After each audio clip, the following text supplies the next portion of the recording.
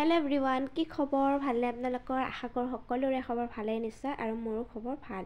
আৰু আজি গধূলি ভিডিঅ'টো আৰম্ভ কৰিছিলোঁ। বহুত দিনৰ পৰা এটা বস্তু খাম বুলি ভাবি আছিলোঁ, আৰু সেই বস্তুটো আজি বনাই পেলাই খাম। বহুত দিনৰ মূৰত আজি খাবলৈ ওলাইছোঁ।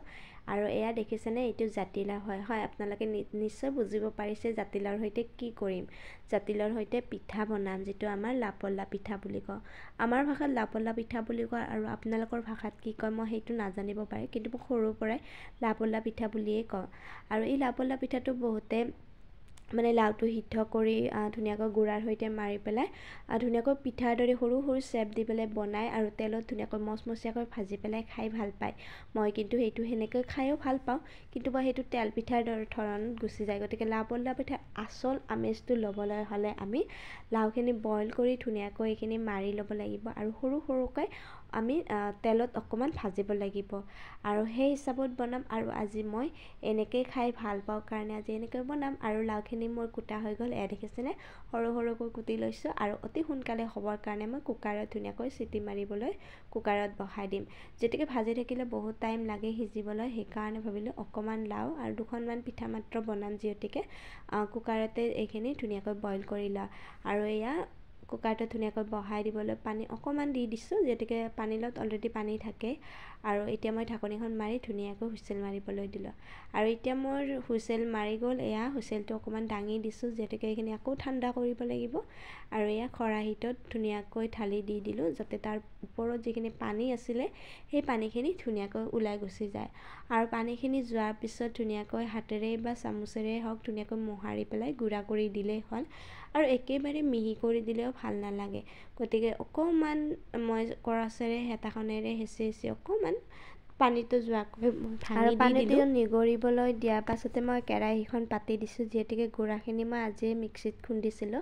আৰু গুড়াখিনি অকণমান গৰম কৰি ল'ব লাগিব, যিহেতুকে কেঁচা গুড়াৰ সৈতে লাপলা পিঠাটো বনাব নোৱাৰি, এটা কেঁচা কেঁচা গোন্ধ পায়, হয়নে?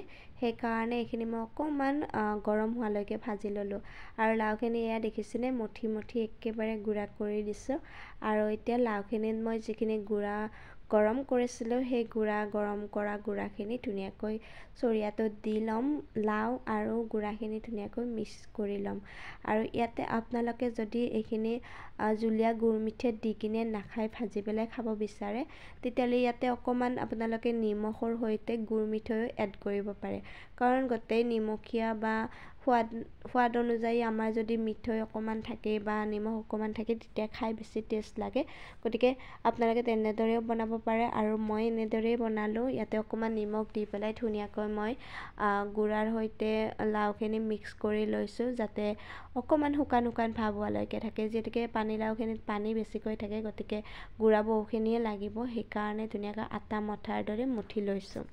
আৰু এতিয়া সৰু সৰু এয়া পিঠাৰ আকৃতি দি ল'লোঁ, দি পেলাই কেৰাহীত ধুনীয়াকৈ ভাজি লৈছোঁ।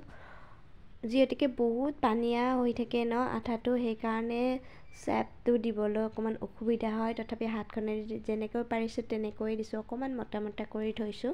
কাৰণ মই এইটো যিহেতুকে জুলীয়া মিঠৈত দি কিনে বনাম, গতিকে বেছি ধুনীয়া বা বেছি অকণমান পাতল কৰিলেও কথা নাই, বা অকণমান গপচা হৈ থাকিলেও একো প্ৰব্লেম নহয়। আৰু গতিকে আমি ঘৰৰ মানুহকেইজনে খাম, সেইকাৰণে মই এনেকৈ বনালোঁ। কেতিয়াবা কিছুমান বস্তু বহুত খাবলৈ মন যায়, আপোনালোকৰো হয়নে বাৰু? কেতিয়াবা কিছুমান বস্তু ইমান ইচ্ছা যাই থাকে, যেতিয়ালৈকে নাখাওঁ তেতিয়ালৈকে যেন কিবা খোৱা নাই এনেকুৱা এটা অনুভৱ হৈ থাকে। আৰু মোৰ কেতিয়াবা তেনেকুৱাই হয়, যিটো বস্তু মই খাওঁ বুলি ভাবোঁ সেই বস্তুটো যদি বনাই কিনে খাব নোৱাৰোঁ, মনটো অকণমান বেয়া লাগি থাকে। আৰু আজি ফাইনেলি মোৰ ফেভৰেট, মই বহুত ভাল পোৱা এটা পিঠা, যিটো পিঠা আজি মই নিজে বনাই খাইছোঁ। আগতে মাৰ ঘৰত গ'লে মা বনাই দিয়ে, বা সৰুতে মাৰ হাতেৰে বনাই খাইছিলোঁ, কিন্তু বহুত দিন হ'ল মা যিহেতুকে অসুখীয়া হৈছে, এতিয়া বনাব তেনেকৈ নোৱাৰে। বনাইছিলে যদিও আগৰ দৰে বনাব নোৱাৰে, সেয়ে মই এইবাৰ ট্ৰাই কৰিলোঁ, আৰু সঁচাকৈ মাৰ হাতেৰে খোৱা যেনেই পাইছোঁ। আৰু মা যেনেকৈ বনাইছিলে ঠিক তেনেদৰে বনাইছোঁ। মই আজিকালি বহুতে এনেদৰে বনাই নাখায়, বা এনেদৰে খাবলৈ কিছুমানে বেয়াও পায়, কিন্তু মই সেইবিলাক নাই, এনেদৰে ধুনীয়াকৈ ভাজি থৈ দিলোঁ। আৰু আনফালে এতিয়া ডেক্সিত অকণমান পানী দি পেলাই ধুনীয়াকৈ গুড় মিঠৈখিনি দি পেলাই এইখিনি অকণমান গুড় মিঠৈখিনি জুলীয়া হোৱালৈকে ৰখিম। এয়া দেখিছেনে, গুড় মিঠৈখিনি ধুনীয়াকৈ উতলি আহিছে এতিয়া বাৰু। আৰু এইখিনি উতলি যোৱাৰ পিছত যেতিয়া অকণমান টান খাব তাৰ পাছত মই পিঠাকেইটা ধুনীয়াকৈ উতলা গুৰ মিঠৈৰ জোলত পেলাই দিম আৰু ঠাণ্ডা হোৱাৰ পিছত খাম। কেনেকুৱা যে টেষ্টি লাগিব নহয়, দেখিয়ে জিভাৰ পানী পৰিছে। আৰু এনেকৈ জুলীয়া গুৰ মিঠৈ খায়ো বহুত টেষ্টি লাগে, হয়নে নহয় বাৰু? কোনে কোনে এনেদৰে খাই ভাল পায় কমেণ্টত কমেণ্ট কৰি জনাবচোন। মোৰ ফেভৰেট হয় এইটো লাবলা পিঠা। আৰু অৰিজিনেলকৈ ক'বলৈ গ'লে এইটোৱে মেইন লাবলা পিঠা হয়। আজিকালি বহুতে বেলেগ বেলেগ ধৰণে লাৰ সৈতে বনায়, কিন্তু মানে কি মই সৰুতে খোৱা পিঠাবিধ এইবিধেই হয়। আৰু আজিলৈ ভিডিঅ' ইমানেই আছিলে। কেনেকুৱা লাগিলে কমেণ্টত কমেণ্ট কৰি জনাব। ভাল লাগিলে লাইক কৰিব আৰু মোৰ পেজটো বা ইউটিউব চেনেলত যদি চাই আছে চেনেলটো প্লিজ ছাবস্ক্ৰাইব কৰি দিব। আজিলৈ বাই।